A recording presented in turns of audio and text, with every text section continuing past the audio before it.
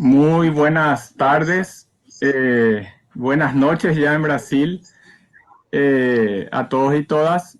Damos inicio a este panel eh, que está siendo organizado por la CEPI, la Sociedad de Economía Política del Paraguay, en el marco de los 10 años de la CEPI que cumplimos recientemente. Y bueno, buscando debatir, analizar la coyuntura económica, social, tan compleja en que vivimos actualmente en Paraguay y en toda América Latina, en el marco de esta sumatoria de crisis, de la crisis económica que ya venimos arrastrando desde hace varios años, a lo cual se suma la pandemia, la crisis sanitaria a partir del coronavirus, que bueno, ha complejizado aún más este momento histórico que nos toca transitar. Y en ese marco venimos debatiendo. Este es el tercer encuentro, el tercer panel que organizamos. Y para analizar hoy un tema sumamente importante, central, que tiene que ver con las mujeres y con los hombres. Vamos a hablar del impacto de la crisis o de las crisis en las mujeres trabajadoras, lo cual impacta a toda la humanidad, a hombres, mujeres. El alcance de esto va mucho más allá de las mujeres. Pero la centralidad del análisis hoy está en la mujer trabajadora. Entonces, dando continuidad a este ciclo que denominamos crisis capitalista, una mirada desde la economía política, análisis de la última década y la coyuntura actual, tenemos hoy el privilegio, el gusto de poder escuchar a tres brillantes economistas, tres compañeras que nos van a brindar su mirada sobre esta situación. Y vamos a empezar con la compañera Marina Machado Gouveia, de Brasil, que gustosamente aceptó la invitación para estar hoy con nosotros. Ella es economista, doctora en Economía Política Internacional por la Universidad Federal de Río de Janeiro, profesora de la misma universidad, integrante de la dirección de la Sociedad Brasileña de Economía Política. Es miembro de la Junta Directiva de la Sociedad Latinoamericana de Economía Política, CEPLA, también investigadora del Grupo de Trabajo Crisis y Economía Mundial del Consejo Latinoamericano de Ciencias Sociales, CLACSO. Coordina el Grupo de Estudios de la Teoría de la Dependencia. Marina nos va a conversar sobre el trabajo doméstico en la reproducción ampliada del capital. Bienvenida, Marina. Hola, muchísimas gracias, Luis. Buenas tardes, buenas noches a todas, a todos, a todes que nos escuchan. Y quisiera agradecerles mucho por la invitación, darles felicitaciones a CEPI por su aniversario. Es un gustazo y un honor estar aquí con ustedes. Me gusta, me encanta muchísimo el trabajo de la CEPI. Creo que hacen un trabajo fundamental en la sociedad paraguaya. Y así que estoy muy contenta de poder participar. Y es un gusto compartir nuevamente también con Sara, con Luis y ahora con Verónica. Bueno, ahí vamos. Adelante. Yo pensé traer primeramente algunos apuntes generales para una caracterización del momento presente antes de entrar en el tema de las mujeres para que podamos dialogar. Y voy a hacerlo de manera muy esquemática para poner temas al diálogo y poder después tener un debate fructífero, ¿vale? Lo primero que me parece muy importante, y quisiera remarcarlo para todas y todos que nos escuchan, es que lo que estamos viviendo en este momento es una reconfiguración del capitalismo, es una reconfiguración capitalista en escala mundial. Así que si vemos la situación de las mujeres o cualquier otro despliegue de esa reconfiguración, no lo podemos dejar a un lado. Yo diría que quizás sea una de las más importantes reconfiguraciones capitalistas en la historia. El capitalismo, cuando tiene una crisis demasiado profunda y que se generaliza a todas sus ramas, a todos sus aspectos, a todas sus dimensiones, tiene necesariamente que reconfigurarse para que permanezca la acumulación de capital. Esto ha pasado en la crisis que va de la Primera Guerra Mundial al fin de la Segunda, con 29 y la Revolución Soviética en el medio, ha pasado en los 70 y creo que está pasando nuevamente ahora. Así que sería esa la primera idea que quiero remarcar sobre la caracterización del momento presente. Una segunda idea es que esa reconfiguración forma parte de una crisis capitalista, que la crisis debe ser caracterizada como capitalista, es decir, no es producto de algo que viene de afuera, que estábamos bien recuperándonos y ahí viene el virus malo desde afuera y nos juega en la crisis, ¿no? Sino que se trata de una crisis capitalista multidimensional, tanto porque ya se venía desdoblando desde antes, como dijo Luis, cuanto por las relaciones sociales de producción capitalistas mismas, ¿no? Es decir, es por la mercantilización de la vida que no tenemos cómo acceder a la salud, que no tenemos cómo tratar a la gente, que vivimos la catástrofe que se vive, por ejemplo, en Brasil, con 80,000 muertos y muertas de COVID. Y es por la dimensión capitalista de esa crisis también que nos afecta más a las mujeres, porque la división sexual binario generificada del trabajo es un elemento de la división social del trabajo capitalista. Y a eso voy en la segunda parte de lo que quiero exponer aquí. No hay como separar las dos cosas. Entonces, la COVID, pese a que el virus exista más allá de la humanidad, la COVID es una enfermedad como todas socialmente determinada y atinge más a la población pobre, atinge más a la población no racializada como blanca. En Brasil, por ejemplo, la incidencia de la COVID entre negras y negros es 2,5 veces más grande que la incidencia entre blancos y blancas. Tenemos una tasa de muertes entre negros y negras, que es más que el doble de la tasa de muertes entre blancos y blancas. La población negra siquiera puede acceder al tratamiento. Y con la cosa como va, la pandemia como va aquí en Brasil, si haya la posibilidad de inmunización de rebaño, que es algo que la ciencia burguesa aún lo discute, pero si acaso haya, es posible que lleguemos a la inmunidad de rebaño antes que a las vacunas en Brasil. Y eso será a costa de las muertes de la población pobre, de la población periférica, porque la población de la élite, la población burguesa puede quedarse en sus casas, no tenemos cuarentena oficial en Brasil, así que todos que están haciendo cuarentena la están haciendo casi que voluntariamente. Bueno, un tercer elemento muy rápidamente es que el neofascismo o el neoconservadorismo no es un elemento circunstancial, sino que forma parte estructural de esa reconfiguración capitalista, porque es necesario la legitimación de todos los cambios que se tienen que hacer y de la velocidad que esos cambios tienen que ser hechos en la reconfiguración, que tiene su punto central en la reconfiguración de las relaciones de trabajo y en quitarles derechos a la clase trabajadora.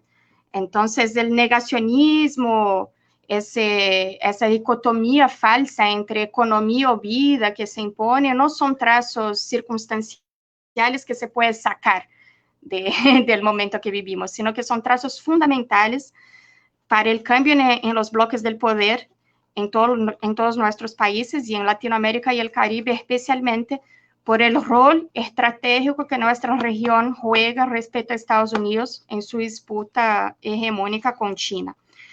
Creo que Paraguay y Brasil, tanto Paraguay como Brasil, hemos vivido golpes de Estado y lo tenemos muy claro, ¿no? Como ese aspecto es un aspecto necesario a la reconfiguración en los bloques en el poder, que tiene que ver con esa reconfiguración capitalista más amplia.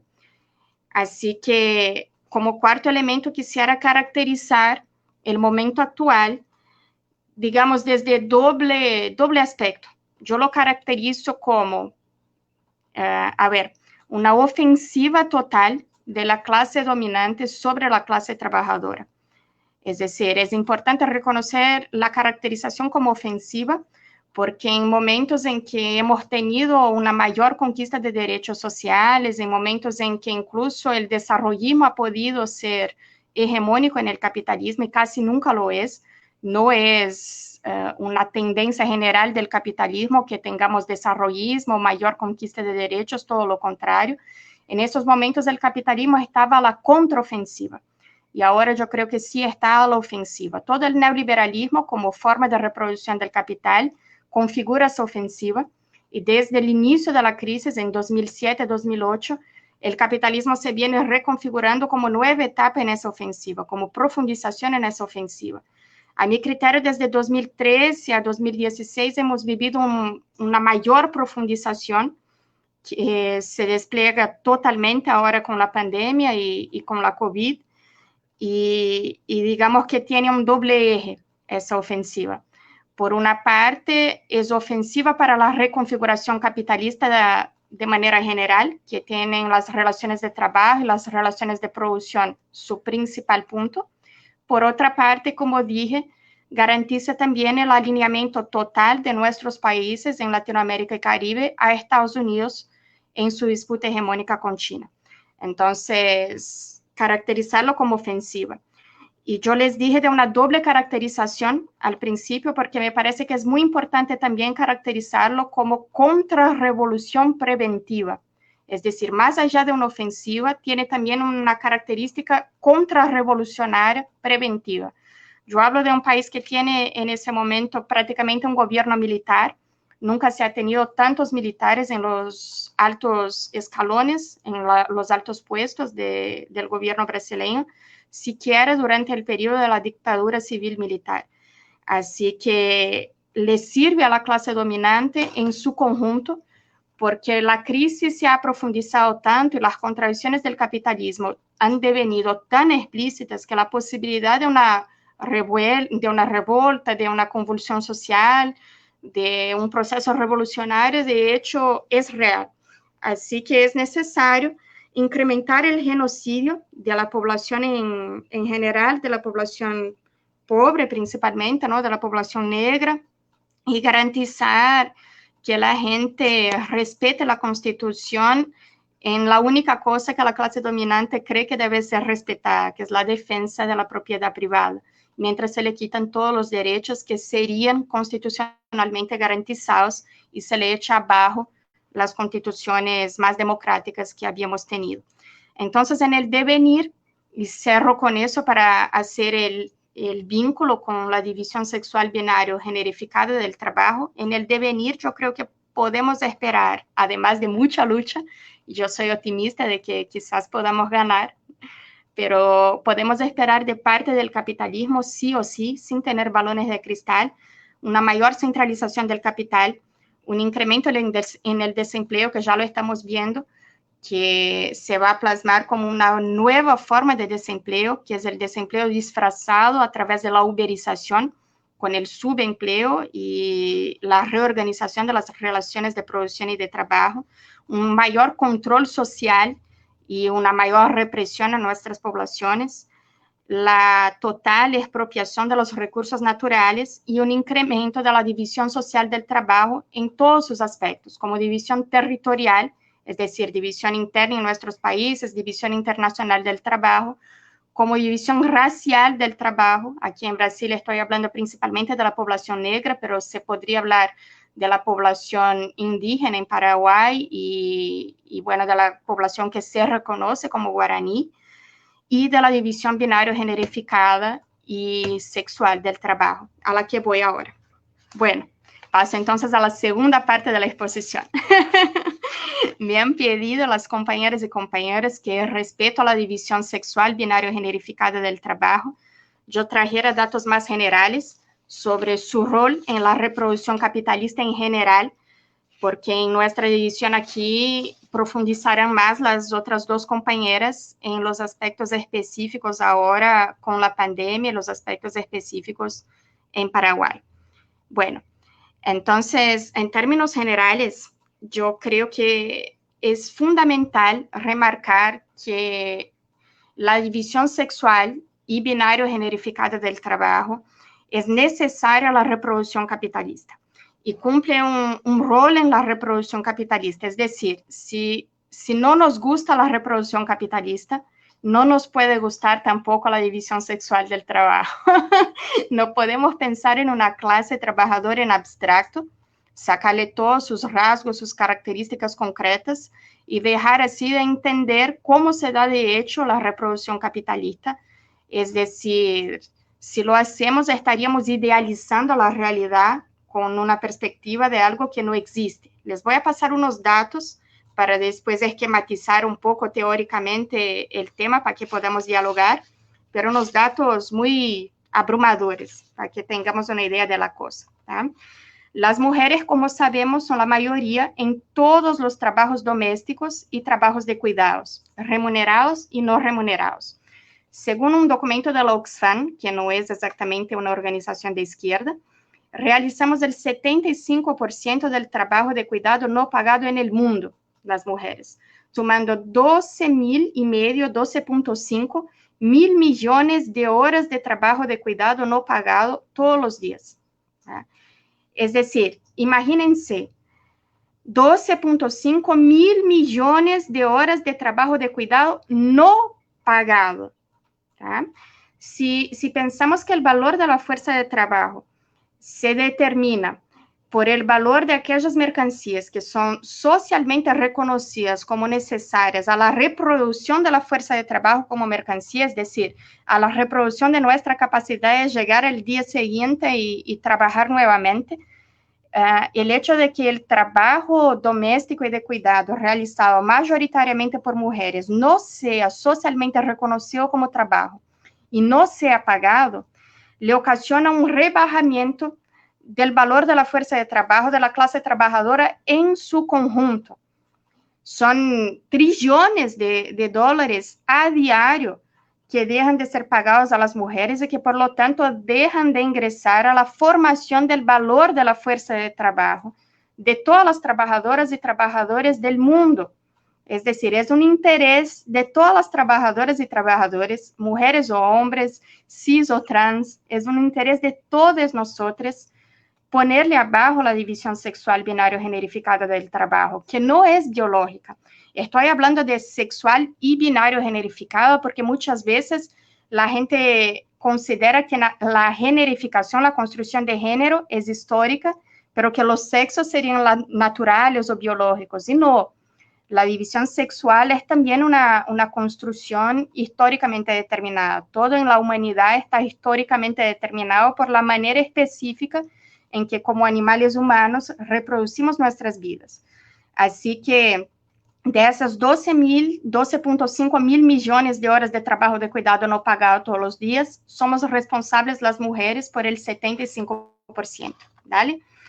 Somos el 60% del ejército industrial de reserva y tenemos la mayor tasa de informalidad.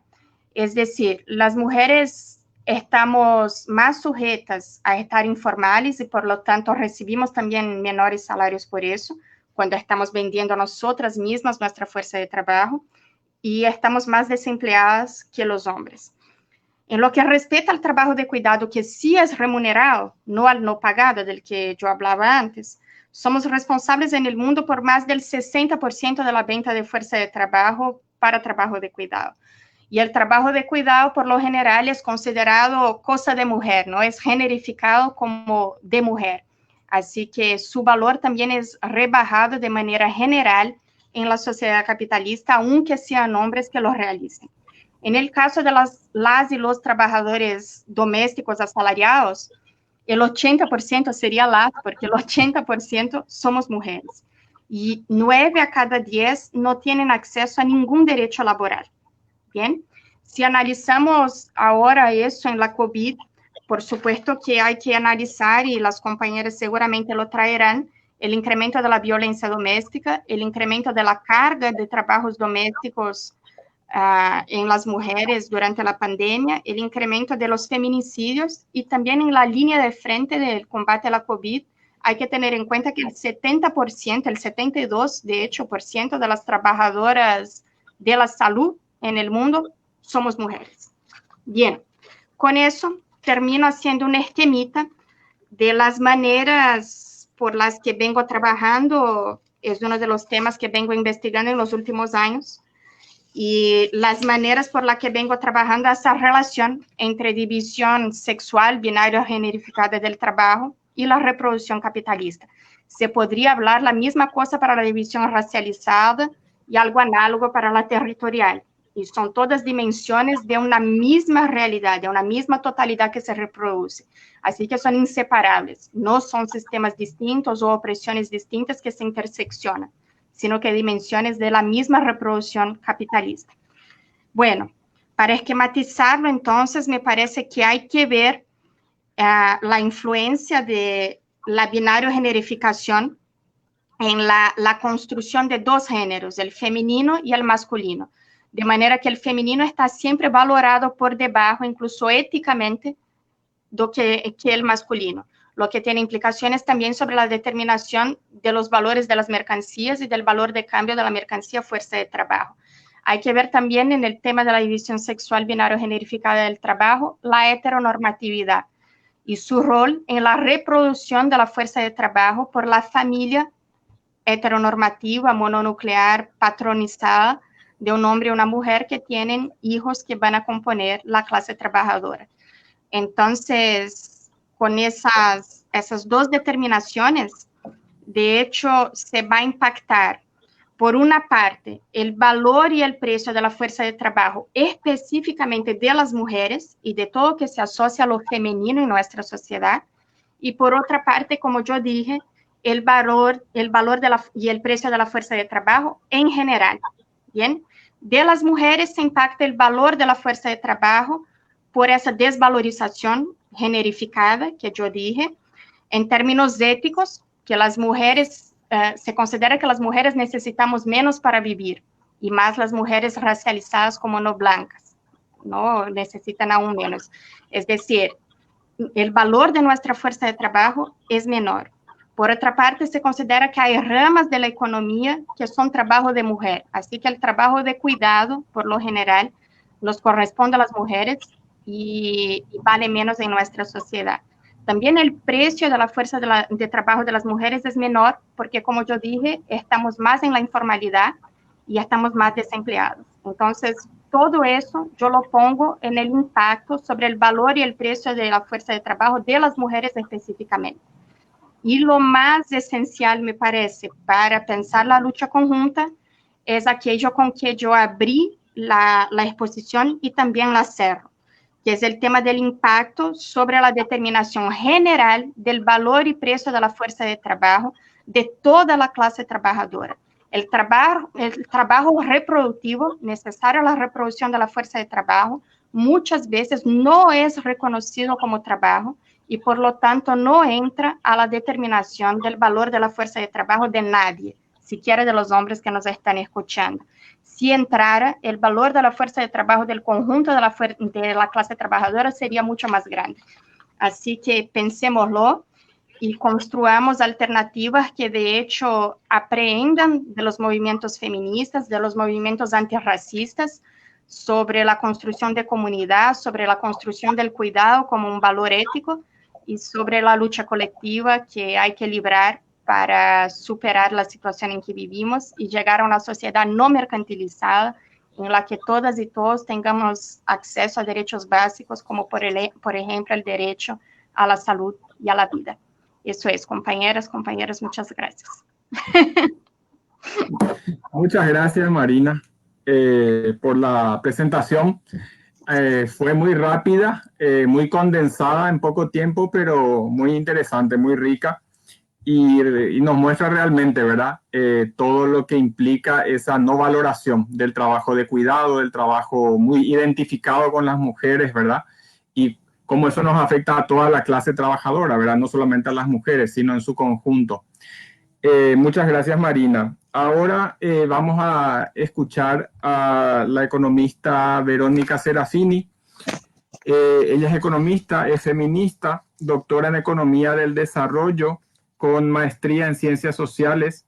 Es investigadora del PRONI 2 en temas de desigualdad, pobreza, políticas fiscales y de género. Verónica nos va a hablar un poco sobre el impacto de la crisis actual que está vinculada a la pandemia sobre las mujeres. Bienvenida, Verónica. Gracias, Luis. Bueno, cuando te iniciaste, Luis, hablaste del mercado laboral. Yo voy a abrir un poco como Marina ya empezó, el concepto de trabajo. Cuando hablamos de trabajo, en general estudiamos en la economía más tradicional qué trabajo es el que está monetizado o mercantilizado o tiene una remuneración.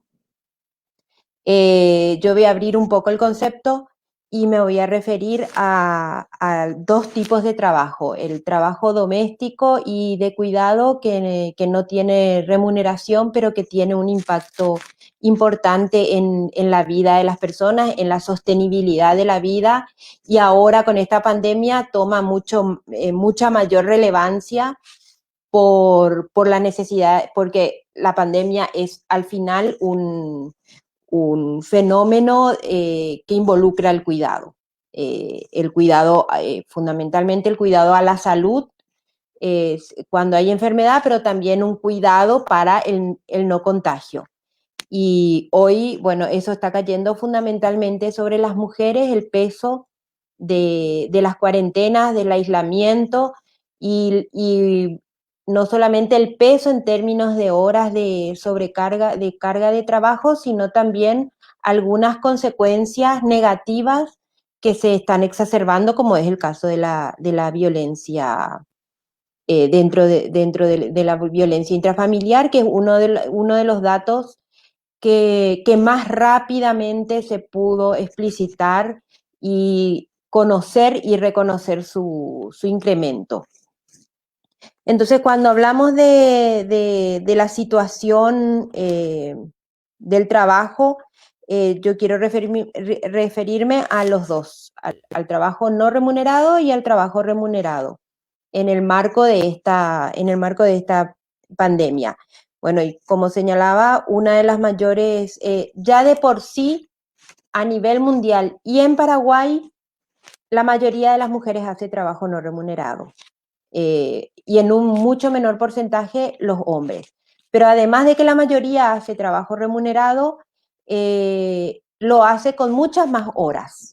En Paraguay las mujeres trabajan alrededor de 12 horas más semanales que los hombres, ya sea en trabajo doméstico o en trabajo de cuidado. Y eso automáticamente repercute en las oportunidades de trabajo remunerado y en la calidad de ese trabajo remunerado. No solamente que le impide trabajar más horas, sino que además, por la necesidad de combinar ambas responsabilidades, por lo general las mujeres terminan eligiendo empleos que no tienen, cuyo horario es más flexible.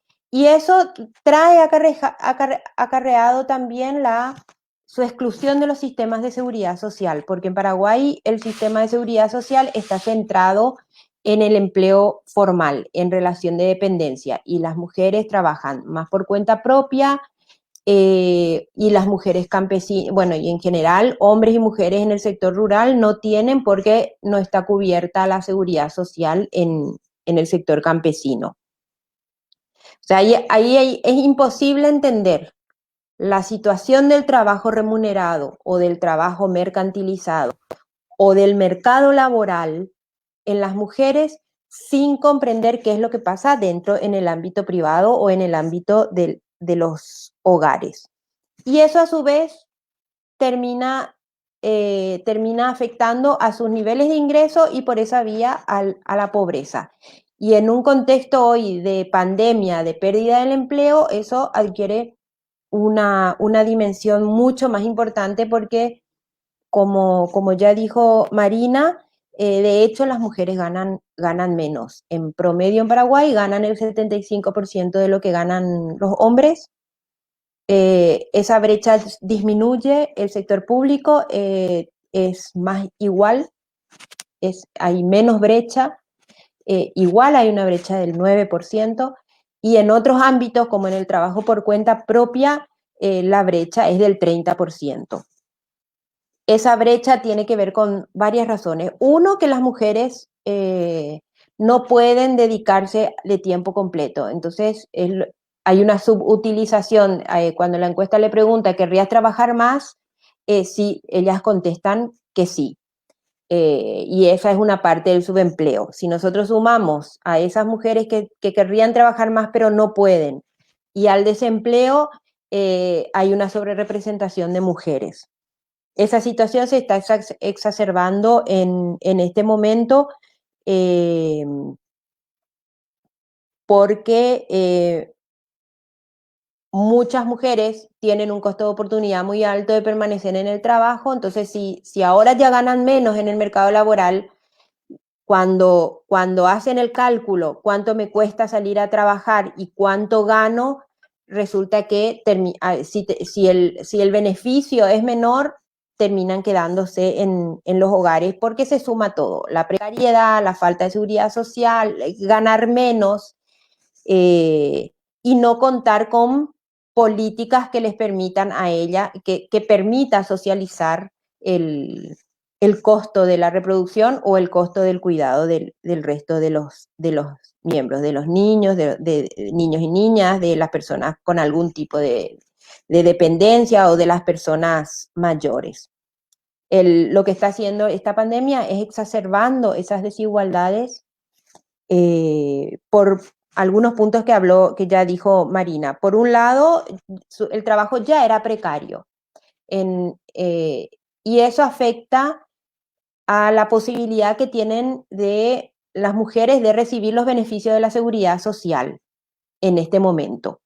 Salvo el sector, las mujeres que trabajan en el sector público, el resto de las mujeres, hay una brecha en contra de las mujeres en la seguridad social. Por lo tanto, si hay beneficios en la seguridad social, ellas están menos cubiertas que el resto. Hay una categoría que generalmente no entra en el análisis. Hay muchas mujeres que están en el mercado laboral sin ingresos. Es lo que en los indicadores laborales llaman trabajo familiar no remunerado. Y en Paraguay es casi el 20% de las mujeres. Mujeres que trabajan en los negocios familiares y en la agricultura familiar, pero que no reciben ingresos. Y ahí en la agricultura familiar están fundamentalmente las mujeres jóvenes, y en el sector urbano la edad es un poco mayor, están jóvenes y mujeres adultas. Esa es una categoría que por lo general no se investiga, pero que en Paraguay es muy importante. Son mujeres que se declaran trabajando en el mercado, pero que no tienen ingresos. Y como no tienen ingresos, tampoco siempre están dependientes. Entonces, a lo largo de toda su vida trabajan, pero dependen de su padre. Y después, cuando se casan y trabajan en el negocio familiar. Y cuando se casan pasan a depender de otra persona o de la pareja, y así tienen una trayectoria. Ellas y muchas otras la mitad de las mujeres en Paraguay tienen una trayectoria de vida siempre en dependencia de alguien más, sin autonomía económica. Esta pandemia está exacerbando todas esas brechas. En Paraguay todavía no tenemos las encuestas, pero esto ya se sabe en aquellos países donde empezaron las cuarentenas antes, los cierres, y como en Europa ya se están teniendo datos de mercados laborales y hay algunas brechas que aumentaron, con lo cual el mundo está retrocediendo en logros con respecto a la igualdad de género, a la igualdad económica, casi una década. Es decir, lo que nos costó entrar a las mujeres al mercado laboral, permanecer en el mercado laboral, reducir las brechas de ingresos, hoy se están volviendo para atrás y no se ve una buena perspectiva porque pareciera que la pandemia no va a ser de 3 meses o de 4, va a durar bastante, va a durar este año y el próximo. Y en la pandemia además hay algunos otros. Lo que se está viendo es que una parte importante de las mujeres está en trabajos esenciales. Y eso, como son trabajadoras de la salud. Y eso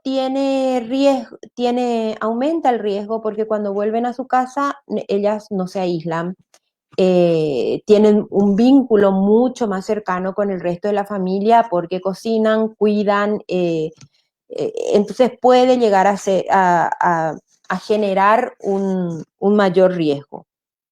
El otro punto que hay que analizar es el contexto sociodemográfico de las mujeres trabajadoras. Cuando uno mira quiénes son las jefas de hogar en comparación con los jefes, por lo general los hogares con jefatura masculina tienen el hombre que trabaja, el hombre proveedor y una mujer que puede que trabaje y si no trabaja hace trabajo de cuidado y doméstico. En el caso de las mujeres, la mayoría de los hogares son monoparentales. Por lo tanto, la vulnerabilidad es mucho más alta. Y en contexto de pérdidas de empleo, esos hogares terminan casi automáticamente en condiciones de pobreza. Porque además de ser monoparentales, es decir, de tener una sola pareja, son más complejos. En general, los hogares con jefatura femenina son lo que llamamos extendida. Es decir, hay hijos, primos, tíos, la abuela. Y si uno analiza cualitativamente esa conformación, suele tener que ver con las estrategias de sobrevivencia. Es decir, como se suele llamar, no se ponen todos los huevos en una misma canasta.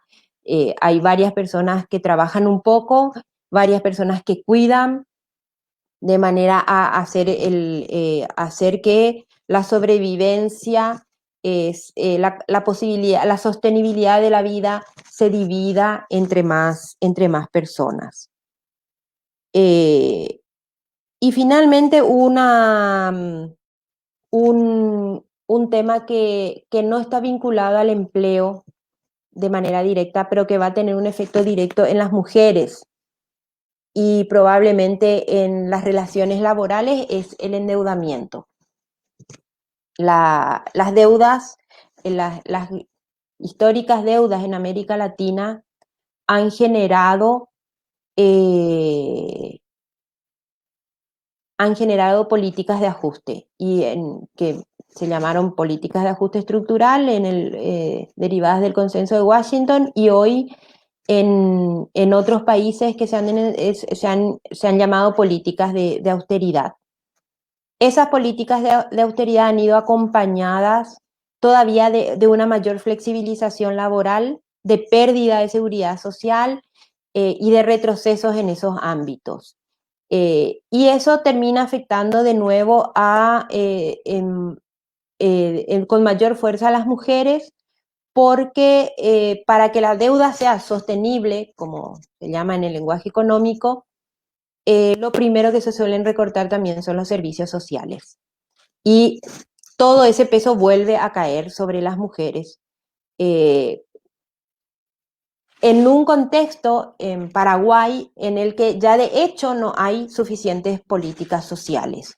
Las coberturas, si bien crecieron en las últimas décadas, son más amplias, pero hay vacíos muy importantes. Y uno de los vacíos más importantes es una política de cuidado que permita socializar el esfuerzo de reproducción de la mano de obra, porque al final la crianza de los niños y niñas y tener trabajadores y trabajadoras productivas le beneficia a toda la sociedad. No debiera solamente estar estar sobre la responsabilidad de las mujeres. Y ahí hay un grupo muy particular que a veces no se expone, no se explicita, que son las mujeres jóvenes que no estudian ni trabajan, entre comillas, porque en realidad la encuesta de uso del tiempo muestra que esas mujeres en Paraguay, las ninis, el 85% son mujeres y trabajan alrededor de 36 horas semanales, es decir, casi tienen la carga laboral de una mujer adulta. Son mujeres que están en los hogares y que interrumpieron su trayectoria educativa y su trayectoria laboral porque no tienen cómo, en quién redistribuir o sobre ellas se recarga la tarea del cuidado. Y si miramos también la encuesta de uso del tiempo, vamos a encontrar que las mujeres le dedican más horas de trabajo en otros hogares o en la comunidad. Y una de las cuestiones que más está saliendo en este momento, que más estamos viendo para garantizar la sobrevivencia y el combate al hambre en Paraguay, son los comedores donde hay una cantidad de mujeres también trabajando, porque de hecho antes del COVID ya se veía que las mujeres dedicaban más horas al trabajo comunitario. Y con el COVID eso tomó fuerza. Entonces, si nosotros vemos el conjunto del trabajo y de las horas que las mujeres dedican, no podemos dejar de separar el trabajo de cuidado y el trabajo doméstico, el trabajo en el mercado laboral y el trabajo en la comunidad. Y por lo tanto, si queremos analizar lo que está pasando en este momento, lo que pasa en este momento, tenemos que analizar pre-COVID o pre-coronavirus para poder entender las desigualdades o las exacerbaciones que están ocurriendo ahora, y también tenemos que incorporar los tres tipos de trabajo, el no remunerado, el remunerado y el comunitario, para entender cómo se imbrican y cuáles son las relaciones entre todos esos tipos de trabajo y cómo eso repercute en la autonomía económica, en el bienestar de las mujeres, pero también en el bienestar de la familia y en la posibilidad de crecimiento y desarrollo del país. Hasta ahí, muchas gracias.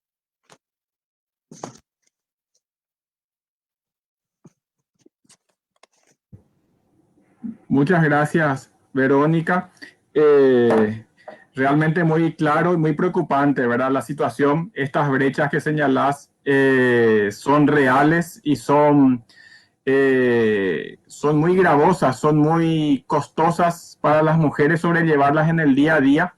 Y bueno, es importante explicitarlas para poder trabajar sobre ellas. Realmente asusta también esto que colocas, Verónica, del endeudamiento, que da pie a políticas de mayor ajuste, cuando que en estos últimos meses el Estado paraguayo se endeudó como nunca antes, ¿verdad? O sea, el escenario que se abre con este endeudamiento puede ser mucho más grave en el corto y mediano plazo. Bueno, gracias, Verónica. Ahora pasamos a la tercera panelista, Sara Cebaco.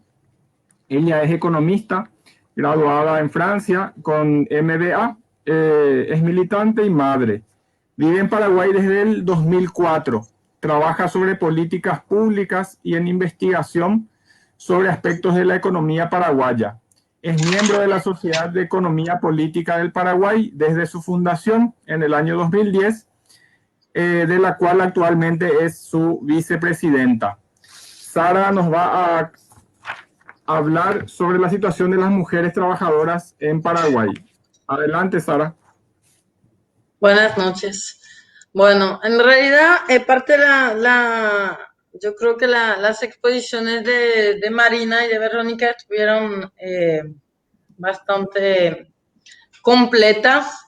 Parte de las cosas que iba a exponer un poco para entender la situación ahora, las adelantó Verónica muy bien. Entonces, voy a un poco acortar mi presentación.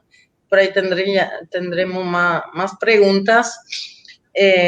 Solamente yo quisiera resaltar 3 puntos.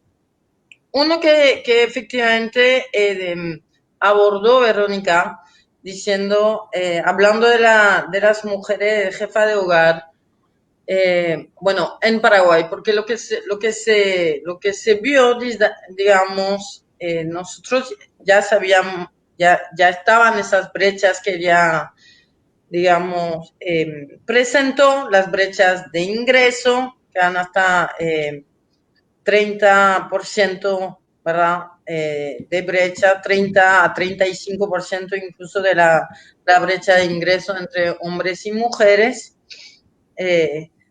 particularmente en los trabajos independientes, y sabiendo que las mujeres, en realidad, la mayor parte del sector laboral, de la categoría laboral a la cual pertenecen, el cuentapropismo acá en Paraguay. Entonces, eso combinado con que hay más del 60% del trabajo en Paraguay que es informal, nos da ya una idea de la situación de vulnerabilidad, digamos, que cuando empieza empieza la pandemia y empiezan las medidas, ¿verdad?, de protección de la población a través de la cuarentena, las mujeres están directamente más expuestas, uno, porque son las que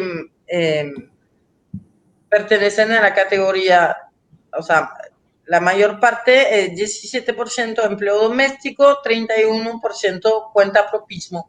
Entonces, en estas ya son casi 50% de los trabajos de las mujeres que ya de por sí casi paran, digamos, el empleo doméstico, salvo que hayan seguido, digamos, en las casas, de manera que, de hecho, se vio en varios países eso, que las empleadas domésticas, que acá en Paraguay, bueno, ya se votó una ley para que tengan el salario mínimo, pero en realidad no se cumple esta ley todavía. Entonces, salvo que hayan estado medio presas, digamos, de sus patrones en la casa y pierden su trabajo, al menos temporalmente. Y por otro lado, todo el trabajo relacionado al cuentapropismo para con la cuarentena. Entonces están en situación de mucha vulnerabilidad. Y cuando agregamos a esto que más de 30% de las jefaturas de hogar son femeninas, hecho al cual se refería Verónica, estas mujeres generalmente se encargan, tienen todo el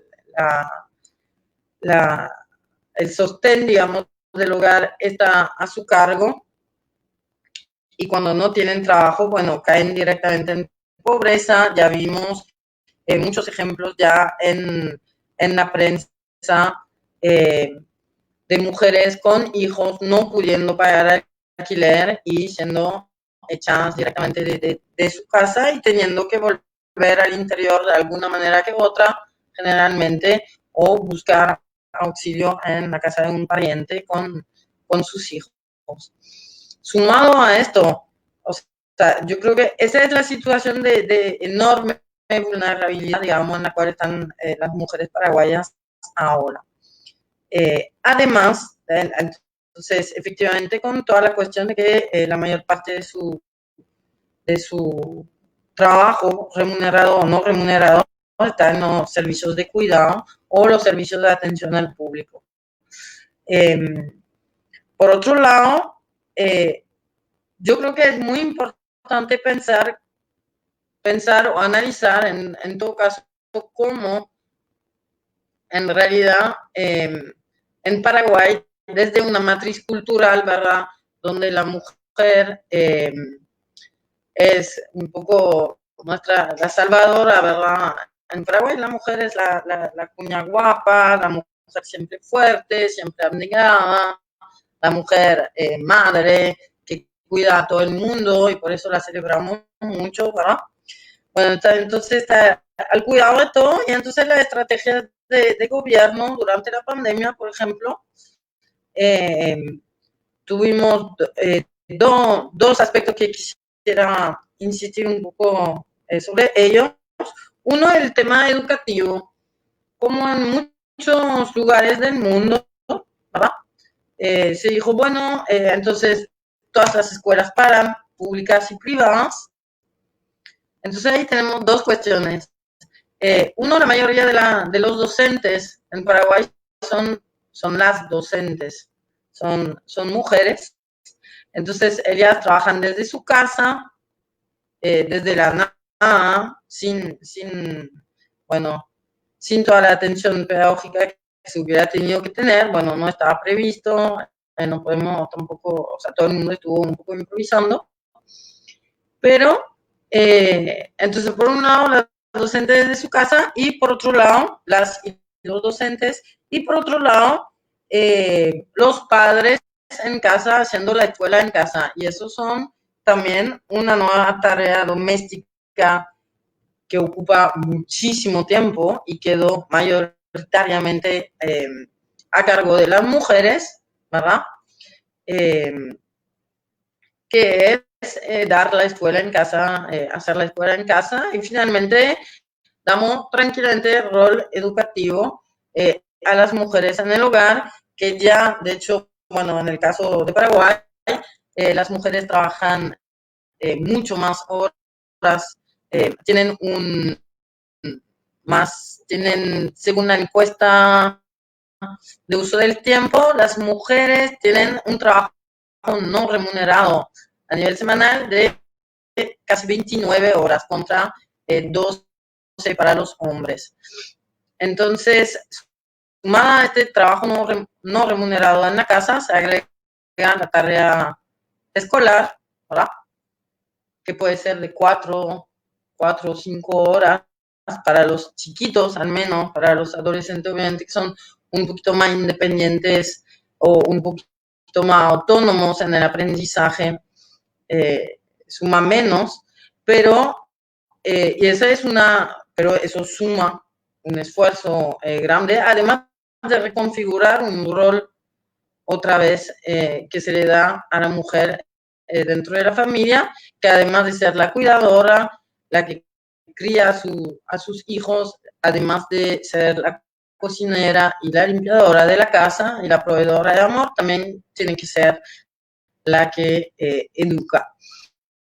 Entonces, si bien se contó con apoyo de docentes, etcétera, en realidad se le da también ahí un rol que no se pensó, para mí suficiente al menos, y entonces se le agrega una nueva tarea en el hogar y una tarea no remunerada. Y eso obviamente estuvo de manera muy poco planificada, porque no se esperaba eso, pero eso tiene grandes consecuencias en las casas. Lo mismo decía también Verónica, el trabajo comunitario estuvo principalmente a cargo de las mujeres, la organización de ollas populares, la organización de todas las actividades para los chicos, etcétera, en los barrios. Uno se puede imaginar, obviamente, que las mujeres en situación de pobreza, algunas en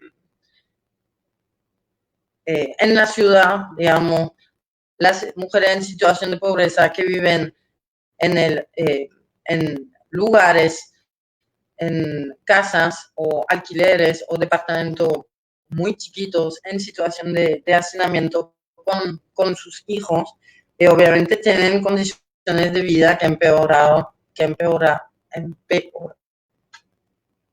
se volvieron peores en este momento de pandemia. Y se estima, de hecho, un estudio del Boston Consulting Group salió a nivel mundial y dijo se duplicaron las tareas en el hogar, y en un 80% eso quedó a cargo de las mujeres en el mundo.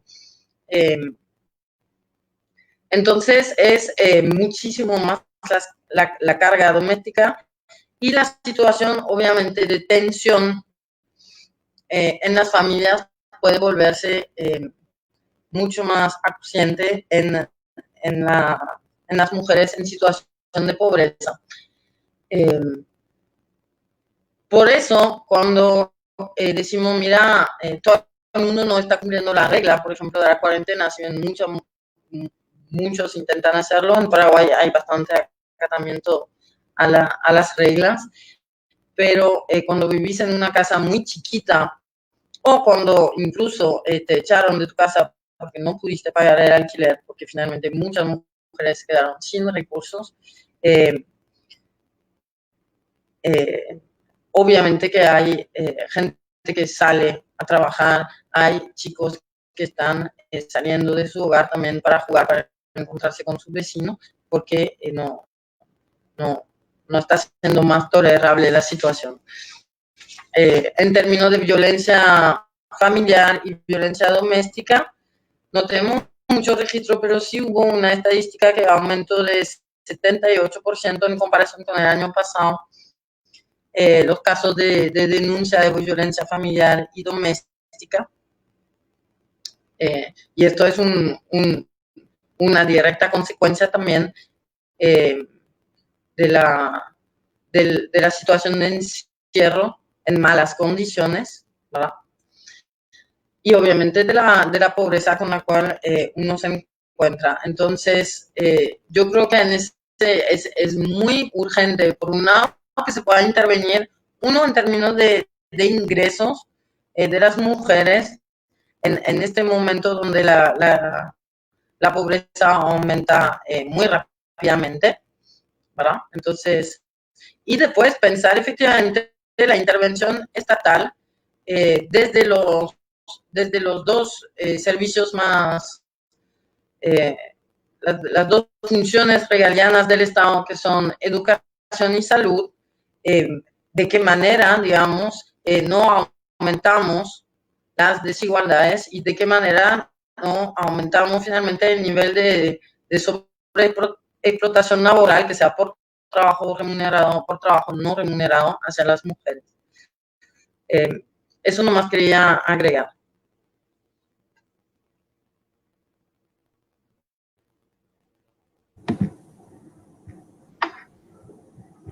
Ya, muchas gracias, Sara. Muy interesante, ¿verdad? Realmente así la vivencia cotidiana en Paraguay, probablemente en Brasil no sea muy distinto, pero ese ensalzamiento de la mujer como la que soluciona todo, la que siempre está, la que tiene que de algún lado quitar la comida, entre tantas cosas, es un elemento muy fuerte en la cultura y en nuestro imaginario.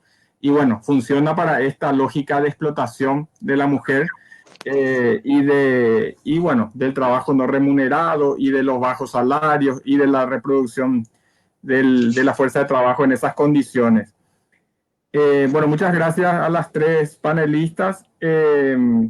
Ahora quiero pasar a leer algunas de las preguntas que está enviando la gente que nos está siguiendo. Voy a leerle algunas preguntas y hacemos una ronda de respuestas en el orden inicial. Pueden responder las preguntas que más que ustedes prefieran responder, de las que voy a mencionar. A ver un poquito. Augusto Acuña nos está preguntando en relación a la mujer trabajadora en el campo. O sea, pregunta si se tiene cuantificado cuánto el trabajo no pago hay en el trabajo de la mujer agricultora, de la mujer campesina. O sea, si hay algún estudio sobre la explotación y el trabajo no pagado de la mujer en el ámbito rural. Eso mismo dice Tulio, en el campo no está reconocido todo el trabajo de las mujeres, así como en muchos casos tampoco en la ciudad. A ver un poco, Julia dice, el trabajo de las mujeres es el doble en este tiempo. Las mujeres salen a trabajar, llegan a la casa y deben seguir haciendo dentro de todo lo que siempre hizo y hoy se suman las tareas virtuales de sus hijos. O sea, todo el tema de la educación a distancia, la educación virtual también es una sobrecarga adicional, en este caso principalmente para las mujeres. Sara se refirió a eso. Después nos escribe Rodrigo Santana, compañero de la CEPLA de Brasil. En Brasil, 1 de cada 5 mujeres que estaban en el mercado laboral, 1 de cada 5 se vieron forzadas a no trabajar ni buscar trabajo en estos 5 meses de la pandemia. Bueno, además de esto tenemos saludos de muchas personas. Tulio nos dice también, en relación a lo que planteaba Verónica, el neoliberalismo tiene por objetivo ese endeudamiento. Eso pasa en todos los países. Eso es interesante si pueden reflexionar un poco qué rol tiene este endeudamiento tan agresivo, tan masivo en la sociedad actual y más aún en este contexto de pandemia, ¿verdad? ¿A dónde nos conduce este acelerado endeudamiento y que tiene, digamos, objetivos por detrás? Rosa Miranda rescata el dato, ¿verdad? De los trillones de dólares que el trabajo doméstico y de cuidado a nivel mundial no se paga. Realmente es un dato que nos muestra la magnitud de la explotación y del no reconocimiento del trabajo de las mujeres. Si les parece, con esas preguntas podemos hacer una ronda no muy larga de 5 minutos cada una, empezando con Marina.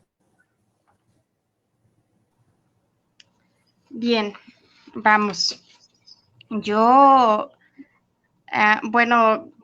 hablaría en 2 sentidos. Uno está vinculado a las preguntas de Julia, de Rosa y lo que dijo Rodrigo, que me parece que es importante hacer énfasis aquí sobre la relación en la reproducción capitalista entre la generificación, es decir, la construcción social de distintos géneros, ¿no? El género femenino, el género masculino, la racialización y las clases sociales, porque de ser mujer, el ser mujer no nos afecta a todas de la misma manera, porque está sobredeterminado también por la misma reproducción capitalista. Somos mujeres en una sociedad capitalista en la que todo alrededor mío es mercancía y bueno, reproducimos nuestra vida así.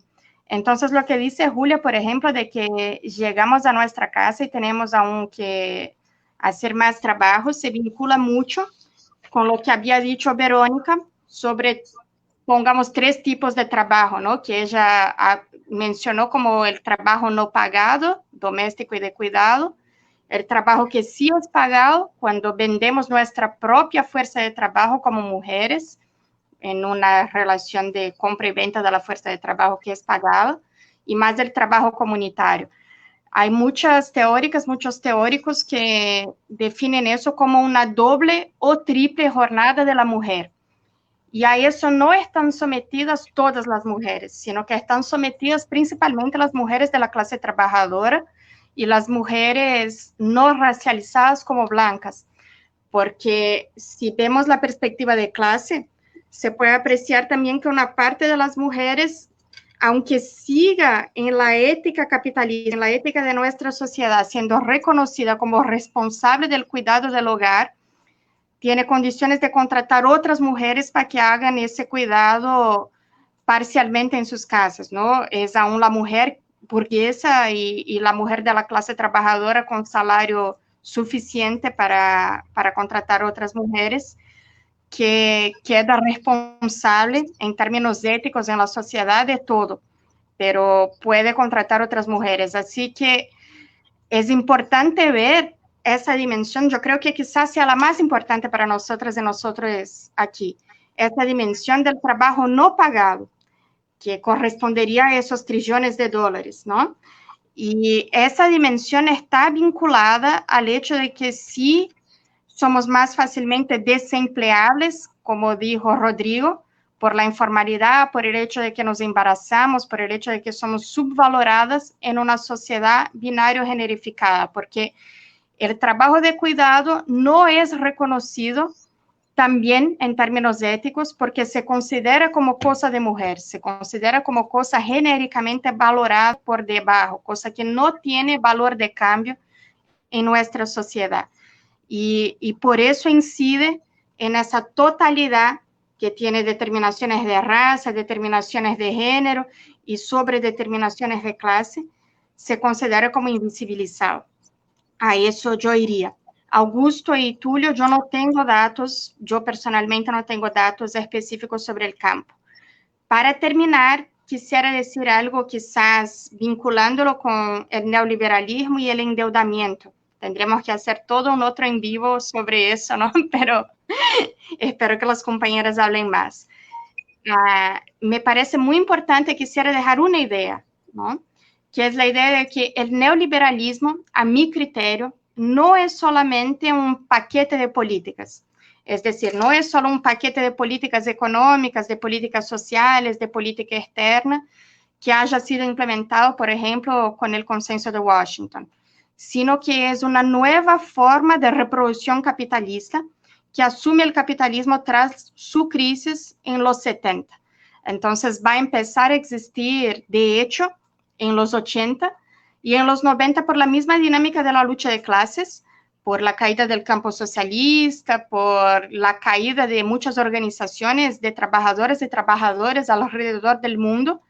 Es posible venir con el neoliberalismo como ofensiva total, incluso como paquete de medidas, y a mi criterio no es casualidad que la caída del campo socialista y el consenso de Washington estén juntos en el tiempo, son prácticamente del mismo momento histórico. Entonces, como respuesta a eso, en los 2000, la clase trabajadora en su resistencia en contra de esas medidas logra algunas victorias, pero adentro de esa misma contradicción, porque es una forma de reproducción capitalista. Y en los 2010, cuando esas contradicciones hacen con que devenga imposible por el despliegue de la crisis misma del 2007 y 2008, que sigue desplegándose, hace con que devenga imposible mantener un pacto social de conciliación de clases, ahí pasamos a una ofensiva total abierta. ¿Por qué digo eso? Porque el endeudamiento tiene que ver con el rol específico que cumple el capital ficticio en la reproducción de capital en general, incluso sobre el trabajo reproductivo, del que hablábamos aquí, incluso sobre el trabajo reproductivo no pagado. Es un aspecto, es una característica de la reproducción del capital a partir de los 80, con el fin de la tasa de cambio fija, con la crisis de la hegemonía estadounidense que lo recupera Estados Unidos después, y con el paso a esa nueva forma de reproducción en la que el capital ficticio sí tiene un rol nuevo también. Así que el endeudamiento debe ser analizado, a mi criterio, bajo esa perspectiva. Y si evaluamos específicamente el papel de las mujeres y la división sexual binario generificada del trabajo, se puede ver que sí hay planteos más allá de la mercantilización, más allá del neoliberalismo, más allá del capitalismo mismo. Y con eso termino. Si vemos las ollas comunitarias y el esfuerzo colectivo de las mujeres, se puede ver que sí hay otras alternativas, ¿no? Y quisiera dejarles con esa idea. Gracias, muchas gracias, Marina. Verónica, continuamos contigo. Bueno, yo tengo algunos comentarios a las preguntas. Con respecto al valor del trabajo de la mujer trabajadora en la agricultura familiar, no hay ninguna investigación, pero ahí está la encuesta de uso del tiempo y hay que hacer el ejercicio de hacer ese cálculo, porque, bueno, en Paraguay una categoría de la encuesta es rural-urbano, pero en muchas mujeres en el sector rural no trabajan necesariamente en la agricultura, trabajan en lo que se llama empleo rural no agrícola, ERNA. Entonces hay que hacer un procedimiento, pero sería un ejercicio, es muy buena la idea y habría que hacer ese trabajo, ese estudio. Con respecto a la cuestión, a un comentario que hicieron sobre ahora, que ahora se sobrecarga a las mujeres también la cuestión del acompañar al sistema educativo. Ahí ese es otro, ahora que estamos en Paraguay hablando de reforma del aparato estatal y que tanta gente se queja de la falta de eficiencia del sector público, hay que tener mucho cuidado con ese concepto por varias razones. Uno que no viene a este es que la eficiencia no es solamente un problema de los recursos humanos. Si uno ve los sobrecostos en las compras públicas, resulta que esos sobrecostos, esa falta de eficiencia se genera en el mercado o en las empresas que sobrefacturan al Estado. Pero hay otra parte de la eficiencia que se recarga sobre las mujeres. Y un ejemplo muy claro es Tecoporá. El programa es de bajo costo y de alto impacto. Pero una parte importante de ese alto impacto, de ese costo-efectividad de los programas de transferencias monetarias en América Latina es justamente porque le entregan a la madre y las mujeres son las encargadas de que mejore la cobertura, porque son las encargadas de llevar a los niños y niñas a la escuela y de garantizar que se queden y de ir a la vacunación, que podría ser un rol compartido. Si las unidades de salud de la familia colaboraran más y estuvieran en las comunidades, esa carga horaria de las mujeres podría disminuir. Lo mismo la escuela. Si la escuela trabajara con la comunidad educativa, como le dicen, pero no asumir que la comunidad son solamente las madres, habría una socialización de ese esfuerzo. Lo mismo pasa con salud. Justamente uno de los efectos del endeudamiento en los 80 y de las políticas de ajuste estructural fue la reducción de los recursos en salud. Y eso se transfirió al esfuerzo una mayor carga horaria y de responsabilidad de las mujeres en las casas. Porque si por ejemplo, una mujer tiene un hijo o una hija y reducen las horas de los días de internación, cuando va al hogar, ¿quién ayuda? Generalmente otra mujer. Entonces, esa ganancia de eficiencia del Estado es trasladada o es absorbida bajo la forma de trabajo gratuito de las mujeres, que a su vez tiene un impacto en sus oportunidades económicas y en su autonomía económica, porque en el mercado laboral tiene que elegir determinados tipos de trabajo que le permiten combinar el remunerado con el no remunerado. O sea, sí, el Estado cuando implementa políticas muchas veces gana eficiencia y es exitoso, pero recargando el esfuerzo sobre las mujeres. Y finalmente, con respecto a la cuestión de la deuda, ahí hay que analizar dos fenómenos mundiales. Uno que está muy analizado y que lo tenemos en Paraguay, que es el vínculo con el sistema tributario. A nivel mundial, en los últimos 20 años disminuyeron los impuestos a las grandes riquezas y los impuestos a las corporaciones, y fueron aumentando los impuestos indirectos a las personas. La necesidad de la deuda tiene que ver con con la ausencia de los que ganaron en los últimos años con el crecimiento económico y no aportaron lo suficiente. Entonces, hoy necesitamos endeudarnos para enfrentar o financiar las políticas de desarrollo, y especialmente ahora con el COVID. Por un lado, o sea, no se puede separar la necesidad de endeudamiento sin tener en cuenta el sistema tributario, porque la deuda es el resultado de un sistema tributario que no funciona para financiar el desarrollo. Y por otro lado está la existencia de importantes flujos financieros en el mundo que se tienen que ubicar y donde están encontrando la posibilidad en el endeudamiento, en el endeudamiento de los países.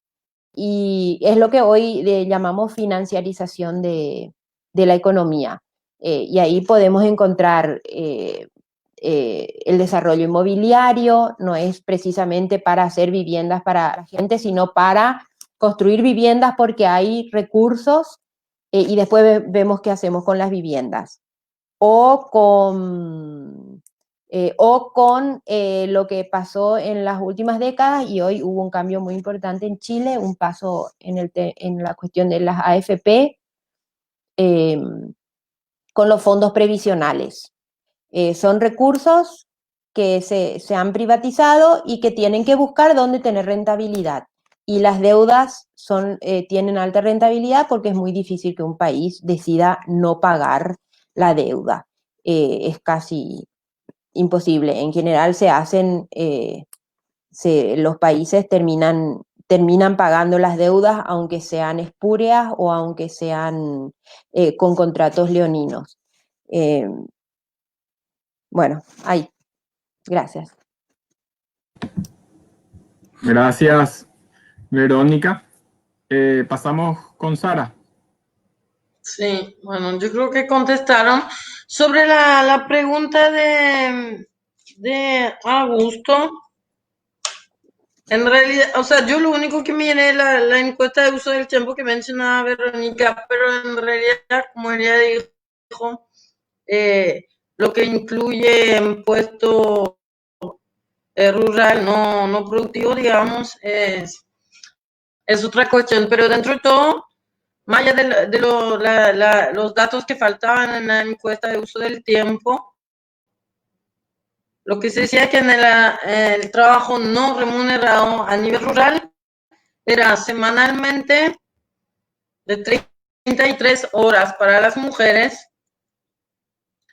33 horas semanales de trabajo no remunerado y de 17 horas para los hombres en el ámbito rural. Y es más que en la ciudad. En la ciudad era de 26 horas para las mujeres y 10 horas nomás para los hombres. Entonces, y un promedio de 25 horas entre los dos sexos en el ámbito rural. Bueno, yo creo que, o sea, digamos, para cerrar un poco, porque justamente escuchando lo que decía Marina, que hablaba de las alternativas que se ven, yo creo que, bueno, aquí al menos nos falta todavía quizás analizar un poco más la situación. Si bien efectivamente hay muchas, o sea, digamos, hay una suerte de repliegue comunitario para solucionar finalmente los desequilibrios que ya existían y se volvieron insoportables en muchos casos con esta crisis debido a la pandemia o debido a la cuarentena. Entonces hay un resurgimiento de otras estrategias comunitarias, colectivas. Pero por otro lado, yo creo que tenemos que, bueno, en la cuestión en particular de la economía feminista, tenemos que volver aquí a analizar y a presionar para que para que baje el peso en términos de horario laboral, remunerado o no remunerado sobre las mujeres, creo yo, porque en realidad acá en Paraguay al menos hubo o sea, digamos, generalmente el cotidiano de las mujeres trabajadoras es trabajar todo el tiempo, ¿verdad? Todo el día y parte de la noche en trabajo remunerado o no remunerado, con otras mujeres de apoyo en el hogar, las abuelas que trabajan también todo el día, ¿verdad? Con muy poco tiempo de reposo. Y además en una sociedad en la cual ahora mismo, digamos, todas las actividades de vínculo social o de inserción social están paradas. Entonces, para las mujeres esto significa las posibilidades de aprendizaje cada vez más cerradas, de aprendizaje de educación, posibilidades de inserción cultural, de ocio, están paradas. Entonces, a mí por un lado, yo cuando veo efectivamente las relaciones de solidaridad que sí se van haciendo es una esperanza, pero al mismo tiempo estamos dentro de una visión, dentro de una construcción ahora de vínculos sociales para los niños, para las niñas y para en general todas las personas que están siendo extremadamente controlados. Entonces, las estrategias de inserción en realidad las tenemos que pelear y las tenemos que inventar porque al mismo tiempo que tenemos una sobreexplotación de las mujeres, para mí, que aumentó claramente durante este tiempo, por otro lado, tenemos un nivel de control por parte de los estados que aumentó muchísimo y además un control tecnológico sobre quiénes somos, qué hacemos exactamente, porque finalmente para la mayoría de la población, aún para las mujeres más pobres, finalmente ya tuvimos que encontrar la manera, más allá de nuestras posibilidades económicas, incluso se tuvo que encontrar de alguna manera la forma de conectarse, porque incluso para cobrar una ayuda estatal ya necesitamos de un teléfono. Entonces tenemos un mundo de aplicación, digamos, del capitalismo que pasa ahora por la telefonía celular, ¿verdad? O la computadora. Y yo me pregunto de qué manera, digamos, se va a ir transformando nuestro trabajo y transformando nuestros lazos sociales, y ahí cómo finalmente vamos a poder, o sea, yo creo que ya lo estamos viendo, pero una de las tareas es pensar cómo se reestructura, digamos, la dominación del capitalismo en nuestras vidas y cómo la superamos de alguna manera con esos cambios que se dan en la construcción de lazos sociales.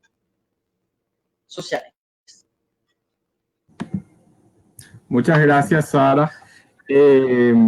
Estamos acercándonos ya al límite de nuestro tiempo, pero tenemos algunas últimas preguntitas. Yo quiero pedirle una última ronda de comentarios, respuestas, ya a manera de despedida a las tres compañeras. Vale. Entonces voy a colocar, de las preguntas que enviaron, voy a mencionar 5 de ellas y bueno, toman las con las cuales ustedes se sienten más cómodas para responder. Fátima Rodríguez nos comenta una situación, le impresiona el tema de los créditos que dan ciertas ONGs a los comités de mujeres, entiendo que en el sector rural, y cómo esto termina destruyendo el tejido social de las mujeres, porque es así como dice Silvia Federici, al final llega a fin de mes y no pueden pagar, y bueno, esa es una problemática que se viene dando, la intensificación de los créditos en distintos sectores y cómo eso genera una nueva dinámica de problemas. Aleli Cáceres nos menciona el caso del Sindicato de Trabajadoras Domésticas, que habían denunciado que cuando se aprobó la ley del salario mínimo para las trabajadoras domésticas, varias de ellas recibieron denuncias de desvinculación laboral, de despidos, que afectó a un gran número de trabajadoras. Bueno, esto llevó a algunos sectores a cuestionar el apoyo a la ley por esta situación. Y bueno, ¿cómo se puede leer esa situación de una ley que beneficia a las trabajadoras, pero su aplicación, en este caso, denuncian que ha generado despidos en muchos casos? Rosa Miranda coloca una pregunta muy importante. ¿Cuáles son algunas salidas alternativas a esta situación tan compleja, ¿verdad? Que nos comentaron ustedes. ¿Por dónde salimos? ¿Qué proponemos? ¿Cuáles son las vías de salida que podemos plantear? Monín Carrizo nos comenta, ¿verdad?, que este contexto de pandemia del COVID solo visibiliza la atención y las muertes por el COVID-19, pero sin embargo las mujeres siguen siendo asesinadas, los feminicidios siguen, mujeres con cáncer están muriendo por falta de medicamentos y tratamientos, pero parece que solo importan algunas muertes hoy en Paraguay y el mundo. Saludos nos envía Marina, Julio Gambina, Rodrigo. Y Rodrigo nos dice, hay que empezar a gritar con el pueblo chileno las consignas respecto al derrumbe del sistema opresor del capital y su asociación a la opresión de género, de etnia. Entiendo que se refiere a lo que se viene viviendo en Chile y hoy con esta votación en torno al sistema de jubilación privada en Chile. Bueno, compañeras, esas son un poco las preguntas y comentarios, y agradeciéndole por su tiempo y buena predisposición, hacemos la última ronda ya de reflexiones y de despedida. Empezamos con Marina. Bueno, intentaré ser muy breve aquí porque ya hablé demasiado. Y tomaría eso que apareció al final, no sé, no entendí bien, creo que fue de Rodrigo, ¿no? Sobre la consigna del derrumbe al sistema opresor y su vinculación con la lucha de las mujeres, con la caracterización del Estado como un Estado capitalista y por eso mismo patriarcal, racista y genocida. Y me parece que eso alinea todas las preguntas y todas las observaciones, porque de hecho, cuando hablamos de una división sexual binario-generificada del trabajo y del hecho de que las mujeres estamos sobrecargadas por el cuidado, eso no quiere decir que la sociedad debe dejar de cuidar. Eso no quiere decir que la sociedad debe abandonar al cuidado, todo lo contrario. Son los hombres que deberían aprender a cuidar, porque las mujeres aprendemos a cuidar de manera opresiva, pero yo siempre digo, sí cuidamos. Y ese es un valor que trae mucho de la sociedad que queremos construir, ¿no? El cuidado, la empatía, la solidaridad, la comunidad.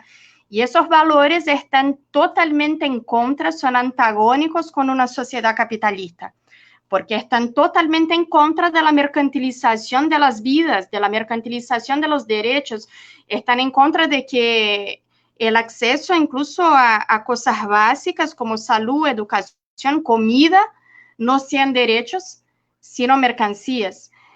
Me parece que el desarrollo capitalista tiene algunos límites estructurantes, antagónicos e insuperables, porque contrapone siempre los derechos a la mercantilización. Y eso del cuidado de una nueva forma de vida, una forma asociada al bien vivir, una forma asociada a la comunidad, está en contradicción con una sociedad capitalista. Así que creo que es nuestra tarea histórica más importante, saber reconocer la vinculación de una cosa con otra y saber vincular a nuestras luchas en una cosa con otra. Yo les doy un dato muy importante sobre lo que habló Aleli de la ley del salario mínimo para las trabajadoras domésticas, que en Brasil, por ejemplo, ese ha sido uno de los pilares del golpe de Estado en Brasil, porque tenemos ahí toda una historia que vincula el capitalismo, la colonización y la binario-generificación, son indisociables. Así que me parece que fuerte en la lucha, sigamos y cada vez más percatándonos de que de hecho es una misma totalidad, que solo se reproduce como totalidad y que nuestra consigna no debe ser dejar de cuidar o dejar de tener formas comunitarias, sino todo al revés, es defender la comunidad, es defender el cuidado, es defender la solidaridad, es defender la desmercantilización de la vida. Y eso nos contrapone necesariamente y nunca de manera tan explícita como lo que vemos ahora durante esa crisis capitalista, que es la más profunda de la historia del capitalismo, y esa pandemia que pone el cuidado y el terror de la mercantilización de la salud y la mercantilización de la vida en primer plano.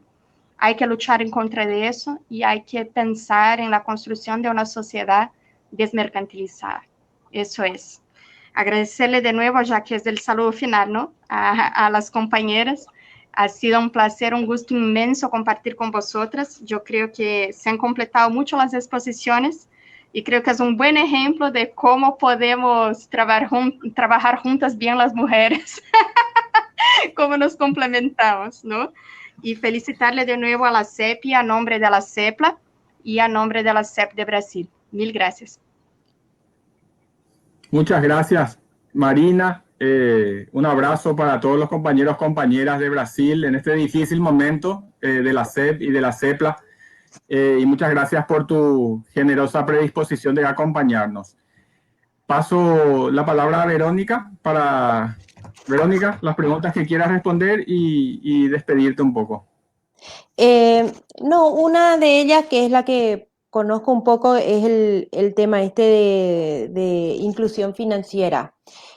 Sí, efectivamente, cuando uno habla de inclusión, inclusión financiera, por lo general pensamos en el crédito.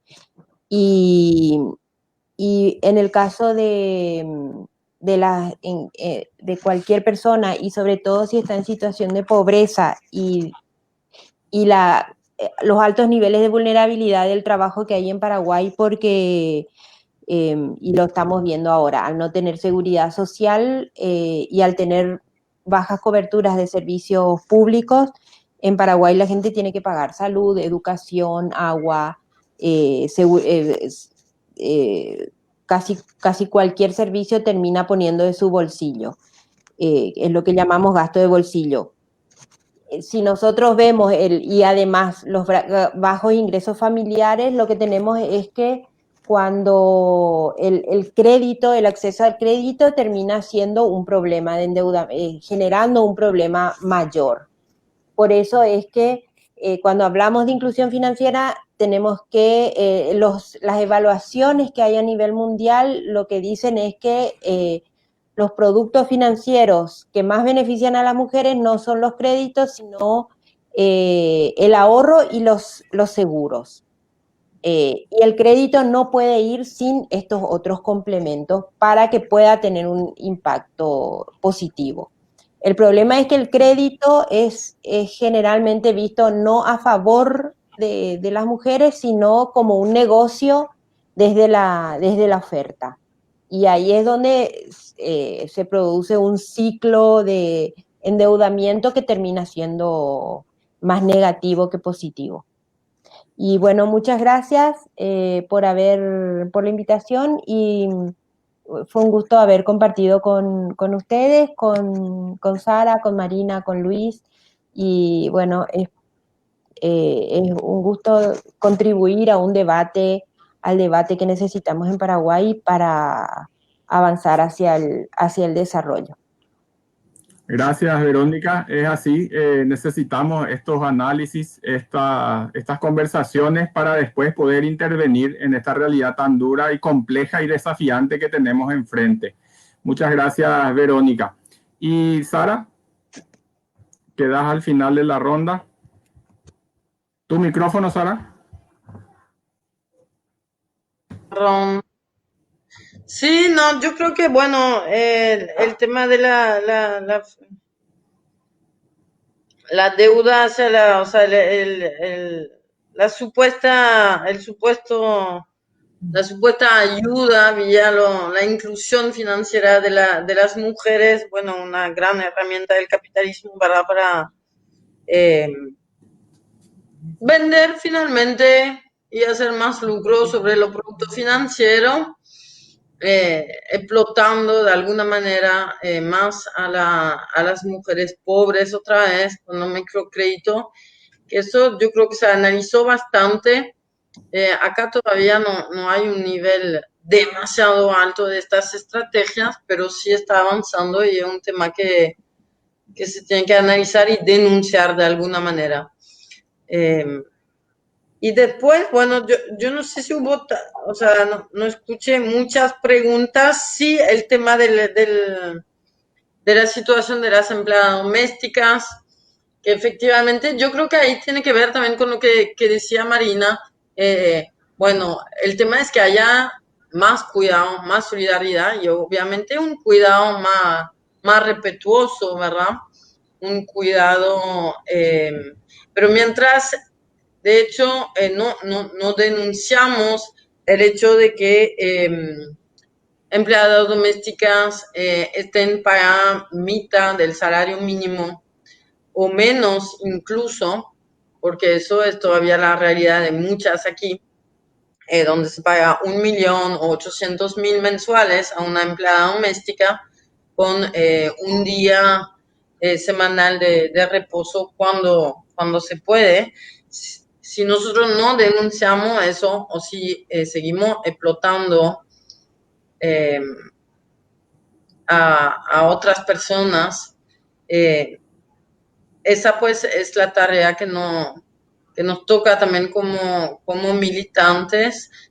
Por un lado, denunciar la explotación, pero por otro lado, no solamente reconocer la mujer, digo a nivel cultural, porque es un tema que a veces a mí me marca mucho, porque acá tenemos un discurso de mucho reconocimiento, ¿verdad?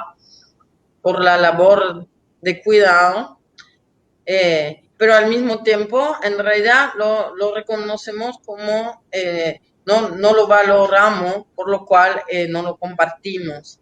Entonces, yo creo que lo que es muy importante hacer es efectivamente valorarlo de manera eh, mucho más profunda, o sea, reconocer la importancia efectivamente del cuidado, de la crianza, de la educación.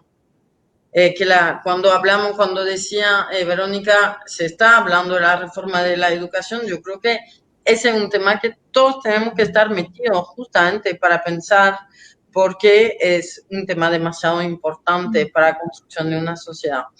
Entonces, es un debate que tenemos que atender y que tiene que ver también con esta cuestión de la, de la reproducción social del capitalismo. Entonces, eso, valorar el cuidado, valorarlo en profundidad y sobre todo compartirlo. Y obviamente solicitar, denunciar las situaciones de violencia, denunciar los femicidios, ¿verdad? Ser solidarios y obviamente que tenemos que ir imaginando, analizando, proponiendo políticas, ¿verdad? Para que efectivamente el Estado se dedique, o sea, ahora no es un momento para recortar el gasto social, que es lo que se está planteando en realidad, al contrario, obviamente, y es el momento para poner en la mesa propuestas de cambios importantes, de transformaciones radicales de ciertas relaciones sociales y tenemos que pelearla. Eso. Muchas gracias, Sara. Bueno, con esto vamos cerrando este momento de diálogo, de reflexión. Realmente muchas cosas quedaron para seguir pensando, reflexionando. La situación es compleja. Las brechas, las desigualdades son de larga data, son históricas. Y la pandemia agudizó o mostró más descarnadamente esas desventajas, esas desigualdades tan profundas que tenemos entre hombres y mujeres y en varios ámbitos en nuestros países. Y lo más asustador es que este panel es como una alerta, o sea, probablemente se vienen tiempos difíciles, tiempos más duros por la serie de políticas que se vienen tomando, por los ajustes que se vislumbran en el horizonte. Y bueno, nos quedará esto que nos invita Marina. Tenemos que luchar, tenemos que organizarnos, informarnos y bueno, pensar por dónde vamos a enfrentar esta situación. Yo le cierro invitándoles al próximo panel, que va a ser el 30 de julio, donde vamos a hablar con representantes de organizaciones. El 29, ¿verdad? 29. El 29. Bueno, vamos a hacer una buena difusión previa a la actividad. Perdón, creo que es el 29. Yo creo que es 30, pero como decía un viejo revolucionario, en el terreno de la práctica se va a resolver el conflicto. Bueno, eso, hecha la invitación, debatiremos con representantes de organizaciones de izquierda del Paraguay en esa oportunidad. Y bueno, muchas gracias nuevamente a quienes nos han seguido en esta transmisión y a las 3 compañeras por su participación. Muchas gracias a todos. Chao. Y a todos.